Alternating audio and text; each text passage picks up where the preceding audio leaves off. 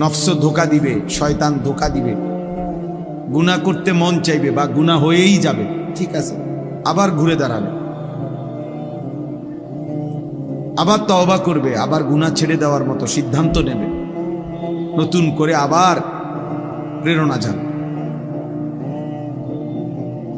এইভাবেও যদি কেউ চলতে থাকে তো প্রত্যেক গুনার কারণে আল্লাহর রাগ আসে, আর নেকির কারণে আল্লাহর রহমত আসে। তো আল্লাহ তাআলা নিজে বলছে, বান্দা শোনো, সাবাকাত রাহমাতি আলা গাদাব, আমার রাগের উপরে আমার রহমত চলে, অর্থাৎ আমার রাগের চাইতেও রহমত আগে আসে। তাহলে অতএব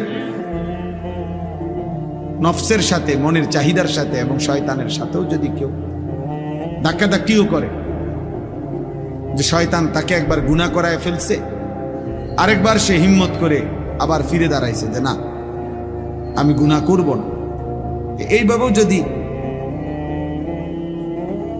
ধাক্কাধাক্কি চলে, তাইলেও একদিন আল্লাহর রহমত